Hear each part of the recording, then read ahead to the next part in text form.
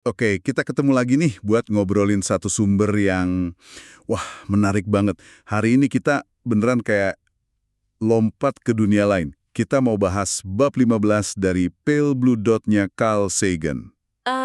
Yang gerbang dunia penuh keajaiban terbuka itu ya, judulnya aja udah keren. Betul, sumber kita, ya kutipan langsung dari bab itu. Nah, misi kita sekarang nih, kita mau coba lihat Mars, tapi lewat kacamata Sagan di bab itu. Oke. Jadi soal kenapa Mars itu menarik, terus pencarian kehidupan di sana, sama ya pelajaran dari sukses gagalnya eksplorasi gitu ya. Tepat sekali. Udah siap? Yuk, kita mulai bedah bareng-bareng. Siap. Bab ini kan langsung bawa kita ke tetangga kita nih, Mars. Planet merah ini kan sering banget jadi imajinasi kalau manusia pindah rumah gitu ya di tata surya. Nah, menurut Sagan di bab ini, apa sih yang bikin Mars ini istimewa banget? Iya, Mars itu memang punya daya tarik yang gimana ya, kuat banget. Sagan bilang ini planet terdekat yang paling mungkin lah buat astronot mendarat dengan aman. Kondisinya sih emang, ya ampun, ekstremal kalau dibanding bumi. Dingin banget. Dinginnya separah apa tuh? Wah, dingin, terus atmosfernya tipis, isinya kebanyakan karbon dioksida, malah sebagian CO2-nya itu sampai beku jadi es drink di kutub pas musim dingin. Tapi ada sisi menariknya juga, kadang suhunya bisa sehangat musim gugur di New England loh, nggak selalu beku terus. Oh gitu ya? Lumayan lah kalau gitu. Dan yang penting juga, Mars ini planet terdekat yang permukaannya bisa kita intip detailnya pakai teleskop kecil aja dari bumi. Jadi kayak, ya kembaran bumi paling dekat lah di tata surya kita. Jadi kayak bumi versi lebih dingin dan sepi gitu ya. Tapi di sumber ini juga diceritain soal penemuan-penemuan awal yang bikin kita makin kagum kan. Kayak misi Mariner 9 tahun 71, terus ada Viking 1 dan 2 tahun 76. Apa aja sih yang mereka temukan sampai kita mikir, wah gila. Oh, penemuan mereka itu bener-bener ngubah cara kita lihat Mars. Mariner 9 itu kan pengorbit pertama, dia kirim gambar-gambar yang wah, spektakuler. Bayangin aja, ada lembah retakan raksasa namanya Valles Marineris. Kalau ditaruh di bumi, panjangnya itu bisa melintasi seluruh Amerika Serikat. Serius? Iya, Sebesar itu? iya. Belum lagi gunung berapi Olympus Mons. Itu tingginya hampir 3 kali lipat gunung Everest. Kebayang nggak? Skalanya itu bener-bener bikin kita, ya ampun kecil banget rasanya. 3 kali Everest. Ngebayangin berdiri di kakinya aja udah wow.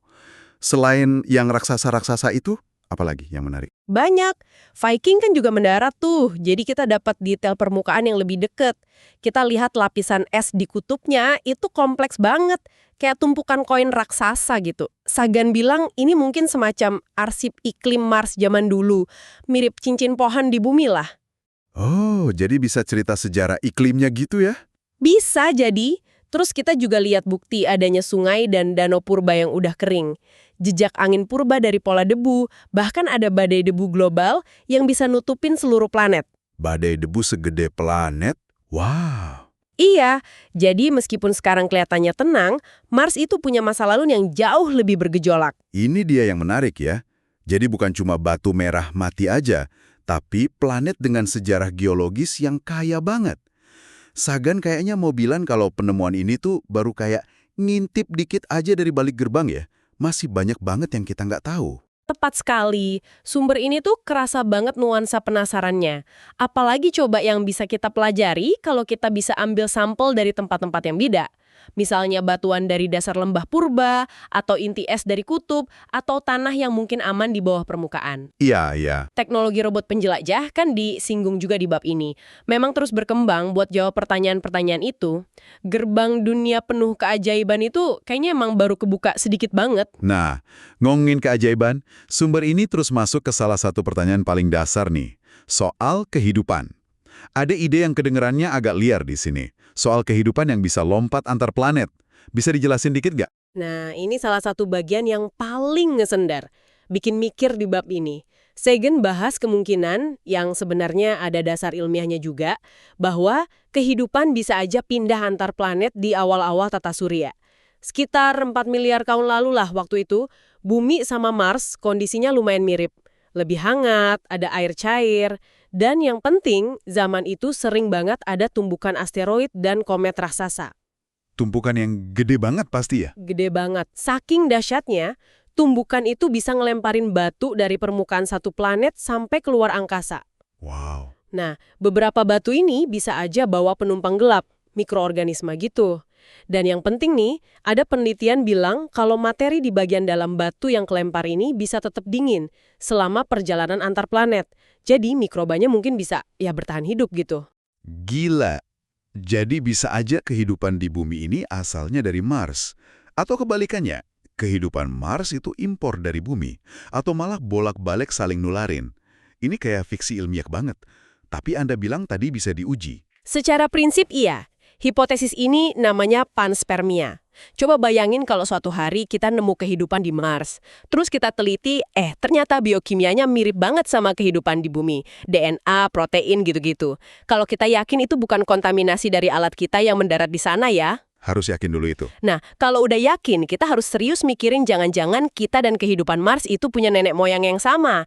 Atau salah satu berasal dari yang lain. Implikasinya kan, wah gede banget. Oke. Itu ide yang bikin merinding sih.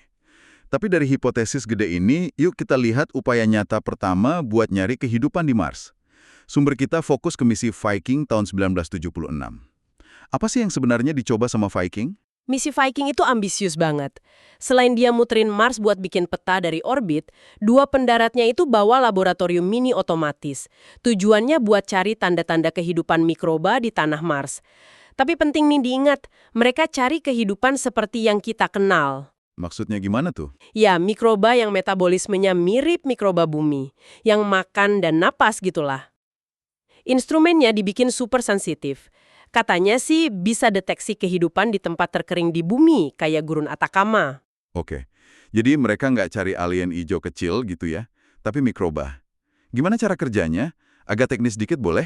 Boleh. Intinya gini, mereka ambil sampel tanah Mars, terus di dalam pendaratnya, tanah itu dikasih perlakuan macam-macam.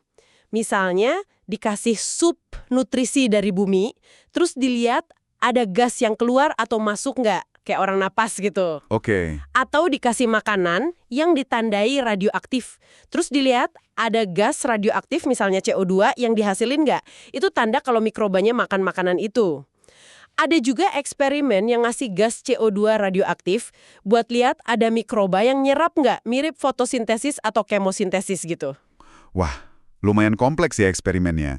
Dan hasilnya, ini nih bagian yang ditunggu-tunggu pasti. Hasilnya, nah ini dia, mengejutkan sekaligus membingungkan. Di dua lokasi pendaratan Viking, padahal jaraknya ribuan kilometer, beberapa eksperimen ini ngasih hasil yang kelihatannya positif. Positif, berarti ketemu dong. Nah itu dia, ada perubahan gas, ada pelepasan CO2 radioaktif. Kayak ada sesuatu yang aktif gitu di tanah Mars pas dikasih stimulus. Awalnya ya jelas heboh, jangan-jangan kita udah nemu kehidupan. Wah, tapi kok nadanya kayak ada tapinya nih? Selalu ada tapi kan dalam sains. Ilmuwan Viking sendiri langsung hati-hati banget. Ada beberapa kejanggalan soalnya. Pertama, hasil positif ini kok muncul dalam kondisi yang macam-macam banget di dalam pendarat. Basah, kering, perang, gelap, dingin, panas. Banyak ahli mikrobiologi ngerasa aneh. Mikroba bumi aja biasanya lebih rewel soal kondisi lingkungan. Masa mikroba Mars bisa sefleksibel itu? Masuk akal sih keraguannya. Ada lagi? Ada yang lebih penting lagi. Viking itu juga bawa instrumen lain, namanya GCMS, Gas Chromatograph Mass Spectrometer. Tugasnya spesifik, nyari molekul organik. Molekul organik. Maksudnya? Ya, batu bata penyusun kehidupan berbasis karbon kayak kita ini. Protein, DNA, lemak, gitu-gitulah. Dan instrumen GCMS ini, yang juga sensitif banget, sama sekali tidak nemuin molekul organik di tanah Mars. Loh, kok bisa? Nah, itu jadi paradoks besar. Gimana bisa ada tanda-tanda aktivitas metabolisme, kayak nafas atau makan, kalau nggak ada tubuh organiknya? Kan aneh. Iya juga ya. Jadi kayak ada asap tapi nggak ada apinya gitu ya. Jadi apa dong penjelasan yang paling mungkin kalau bukan kehidupan? Penjelasan yang paling diterima komunitas ilmiah sampai sekarang sih lebih ke arah kimia, bukan biologi. Diduga kuat, tanah di permukaan Mars itu mengandung bahan kimia pengoksidasi yang reaktif banget. Oksidan? Kayak pemutih gitu? Mirip-mirip, tapi ini terbentuk alami. Karena permukaan Mars itu kan terus-terusan dihujani radiasi ultraviolet dari matahari selama miliaran tahun. Atmosfernya tipis, nggak ada lapisan ozon kayak di bumi. Oh, iya, benar. Nah, oksidan kuat ini bisa aja bereaksi sama bahan kimia dalam eksperimen Viking itu dan niru hasil positif tadi tanpa perlu ada kehidupan sama sekali, cuma reaksi kimia biasa aja. Jadi cuma reaksi kimia aneh aja di tanah Mars yang kebetulan mirip tanda kehidupan. Tapi apakah penjelasan kimia ini udah final gitu, semua setuju? Mayoritas ilmuwan sih ngerima ini sebagai penjelasan paling masuk akal. Tapi seperti yang saya tulis juga, ada sebagian kecil ilmuwan Viking yang masih ngerasa belum 100% srek gitu. Mereka masih bertanya-tanya, mungkin nggak sih ada kehidupan yang tahan banting banget, tapi jumlahnya dikit banget, atau nyebarnya tipis banget, jadi molekul organiknya kelewat sama GCMS, tapi aktivitas metabolismenya masih kukur. Kemungkinan kecil tapi tetap ada ya? Iya. Dan sampai sekarang pun sebenarnya belum ada satu penjelasan kimiawi tunggal yang bisa dengan sempurna ngejelasin semua data dari semua eksperimen Viking secara bersamaan. Jadi, ya meskipun kemungkinan besar kimiawi, misteri Viking ini belum benar-benar ketutup rapat lah. Lempar ke bumi itu. Ada kan meteorit dari Mars yang ditemuin di bumi, yang disebut SNC itu. Itu ngebantu jawab pertanyaan ini nggak sih? Iya, meteorit SNC, Shergottites, Naklitites, Chassignites. Itu batuan yang komposisinya cocok banget sama data dari Mars. Jadi diyakini emang asalnya dari sana, terus jatuh ke bumi. Beberapa memang pernah diklaim nunjukin tanda kehidupan purba Mars, tapi klaim itu kontroversial banget sampai sekarang. Kontroversial gimana? Kebanyakan bukti yang ditemuin itu lebih mungkin dijelasin sebagai kontaminasi sama mikroba bumi setelah meteoritnya mendarat di sini. Atau ya cuma fitur geologis biasa yang non-biologis. Jadi belum ada bukti kuat dari meteorit Mars juga. Oke. Jadi pencarian langsung di Mars lewat Viking hasilnya ambigu. Bukti dari meteorit juga belum meyakinkan. Kalau gitu, apa gunanya sih kita terus pelajarin Mars kalau ternyata mungkin nggak ada kehidupan di sana sekarang? Kenapa ini tetap penting? Justru ini poin penting banget yang ditekankan Sagan. Kalaupun Mars hari ini steril, nggak ada kehidupan, mempelajarinya itu tetap penting banget. Kenapa? Karena Mars ngasih kita semacam laboratorium alam raksasa buat perbandingan. Kita punya dua planet nih, Bumi sama Mars. Dulu mungkin mirip anget, basah. Iya. Tapi lihat sekarang, Bumi penuh kehidupan, Mars kelihatannya enggak. Kenapa nasib mereka bisa beda jauh gitu? Pertanyaan bagus. Nah, dengan mempelajari Mars, kita bisa coba pahami faktor-faktor apa aja, ukuran planetnya, jarak dari matahari, aktivitas geologinya, atmosfernya yang bikin Bumi sukses dan Mars gagal, kalau dari sudut pandang kehidupan kompleks ya. Itu bisa bantu kita ngerti syarat-syarat kehidupan di alam semesta itu apa aja. Dan bahkan bikin kita lebih menghargai betapa unik dan berharganya kehidupan di bumi kita sendiri. Ini inti dari planetologi komparatif namanya. Wah, saya suka cara pandang itu. Jadi Mars jadi kayak kontrol negatif gitu ya dalam eksperimen alam semesta soal kehidupan. Keren. Tapi gimana soal kemungkinan kehidupan masa lalu? Kalau sekarang kondisinya keras, mungkin dulu lebih ramah. Masih ada harapan nemuin jejaknya nggak? Nah itu harapan besar berikutnya. Kondisi permukaan Mars sekarang emang brutal. Radiasi UV kuat, kimia tanahnya oksidatif, dingin beku. Tapi miliaran tahun lalu bisa jadi beda banget. Jadi kalau dulu pernah ada kehidupan, jejaknya mungkin masih kesimpan di bawah permukaan, terlindungi dari kondisi keras sekarang. Nyarinya di mana tuh kira-kira? Sumber ini nyebutin beberapa tempat potensial, lapisan tanah yang baru kebuka karena longsor, atau di endapan delta sungai atau dasar danau purba yang udah kering, atau mungkin kekubur di dalam lapisan es di kutub. Berarti misi masa depan harus bisa ngebor ya? Idealnya begitu, misi yang bisa ngebor atau analisis sampel bawah permukaan itu jadi kunci buat nyari bukti kehidupan masa lalu ini. Kedengarannya sih nyari fosil mikroba di planet lain itu susah banget ya, dan pasti mahal. Dan eksplorasi luar angkasa kan juga penuh risiko gagal. Sumber ini nyinggung soal Mars Observer tahun 1993. Itu kenapa ya? Gagal gitu? Iya, kegagalan Mars Observer itu pukulan telak banget waktu itu. Itu misi gede NASA pertama ke Mars setelah 17 tahun loh, sejak Viking. Misi ini juga spesial karena jadi misi pasca Perang Dingin pertama yang ngelibatin ilmuwan Rusia secara lumayan besar.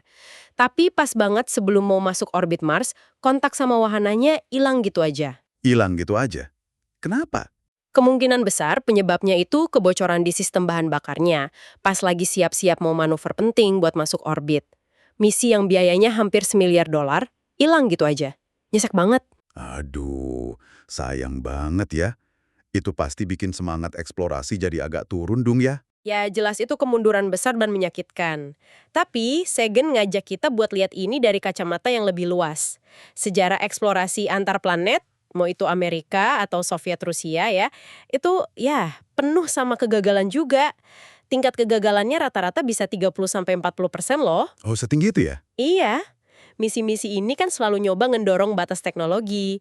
Kita nyoba ngelakuin hal yang luar biasa susah. Jadi kegagalan itu sebenarnya bagian yang wajar, bahkan mungkin nggak bisa dihindari. Yang justru hebat itu seberapa sering kita berhasil. Jadi daripada takut gagal, mending terima aja risikonya terus coba lagi gitu ya. Bukan ngejar sempurna banget di tiap misi yang biayanya bisa selangit, tapi lebih ke ngambil resiko yang udah diperhitungkan. Salah satu strategi yang disaranin itu yang luncurin lebih banyak misi, mungkin misi yang lebih kecil dan lebih fokus. Atau ngirim misi secara berpasangan kayak strategi sukses Mariner dan Viking dulu. Kalau satu gagal masih ada cadangannya. Dan kayaknya semangat itu emang nggak mati ya. Setelah Mars Observer, kan tetap aja banyak misi ke Mars dari macam-macam negara. Betul sekali. Meskipun ada kegagalan, kemauan buat balik lagi ke Mars, terutama pakai robot penjelajah yang makin canggih, itu tetap tinggi. Desain misi terus berkembang, negara baru ikut gabung, bahkan kerjasama internasional kayak AS sama Rusia malah makin erat setelah kegagalan itu. Usaha buat terus ngebuka gerbang pemahaman soal Mars ini ya jalan terus. Oke, jadi kita udah lihat nih daya tarik Mars, misteri Viking yang bikin penasaran, pelajaran dari kegagalan, sama semangat yang kayaknya nggak pernah padam. Sebagai penutup nih, kira-kira apa ya oleh-oleh pemikiran utama dari bab 15 ini yang bisa kita bawa pulang buat direnungin? Bab 15 ini benar-benar ngajak kita mikir lagi soal apa sih artinya membuka gerbang dunia penuh keajaiban itu?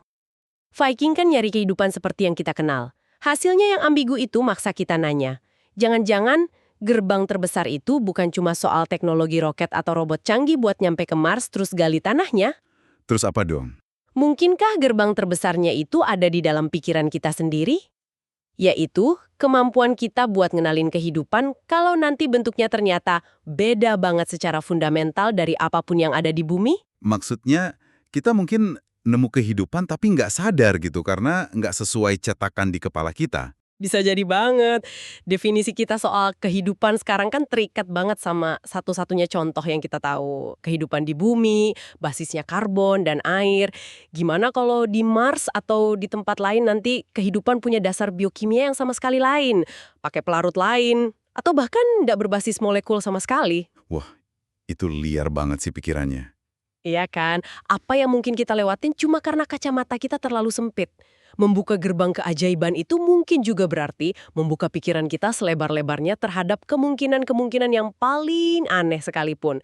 Itu sesuatu yang menarik buat Anda renungkan lebih lanjut kayaknya.